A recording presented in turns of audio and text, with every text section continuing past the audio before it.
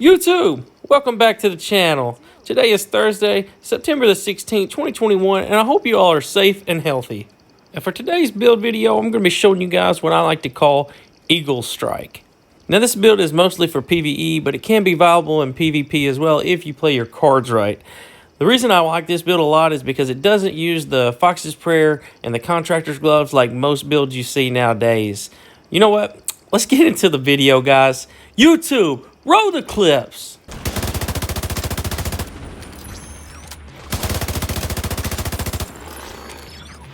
I need to get more involved.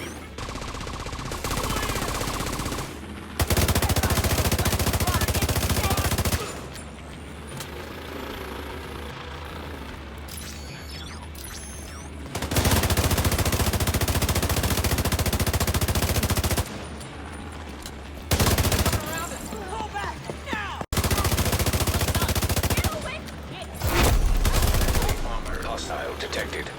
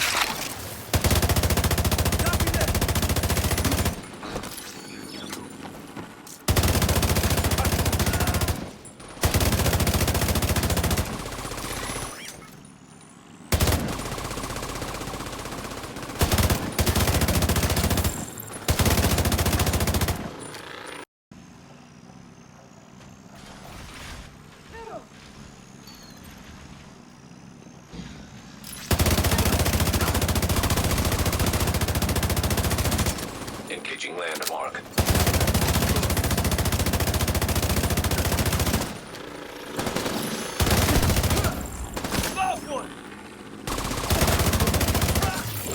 Now detecting contaminated gear.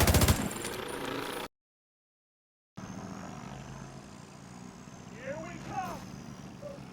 I'm firing.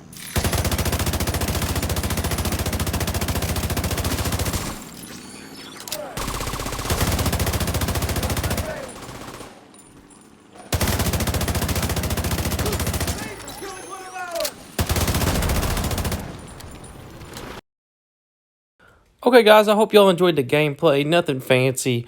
Most of my videos are from Xbox clips that I save and upload, so nothing too fancy. I've also used this build in the raid. It melts, absolutely melts Razorback. But yeah, here's an overview of the build. As you can see, we're running the Sharpshooter Specialist. I'm using the Eagle Bear as my primary. Got the Coyote's Mask, 3-piece Striker, 1-piece Grupo, and 1-piece Fenris, and we're using Glass Cannon and Vigilance. Here's a look at my specialization tree. Like I said, we are running the Sharpshooter.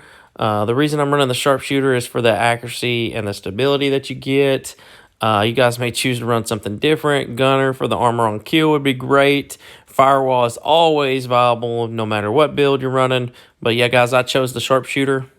So obviously for the primary, we are going to use the Eagle Bearer Exotic Assault Rifle. So if you guys don't have that, I do apologize because this build does require that.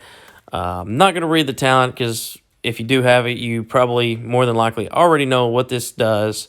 But yep, this is what we're using for the primary, the Eagle Bearer. For my secondary, I am using the Mop Shotgun for the armor on kill with Optimus. Hardly ever gets used. You guys can run whatever you want here. Moving on to the gear for the mask, we are running the Exotic Coyote Mask for that extra crit hit damage and crit hit chance. This mask is used in like 90% of the builds, so you guys probably know what it does. I'm not going to read the talent on this one either, but if you want to pause the video, you can check it out for yourself. For our chest piece, we are running Grupo Sombra which gives us the 15% critical hit damage. We've got weapon damage, crit hit chance, critical hit damage, and then a crit hit damage mod. And the talent we are running is Glass Cannon, which says all damage you deal is amplified by 25%. All damage you take is amplified by 50%. So yeah, let's talk about Glass Cannon. I hear a lot of people say, well, I don't like Glass Cannon, don't know how to run Glass Cannon. First and foremost, you need to learn how to run Glass Cannon. You have to play the game like it's made to be played. It's a cover-based shooter, so you can't be out there strafing in front of the enemies or you're going to get killed, obviously. Now, I recommend learning how to play with Glass Cannon just because you're going to miss out on a lot of damage.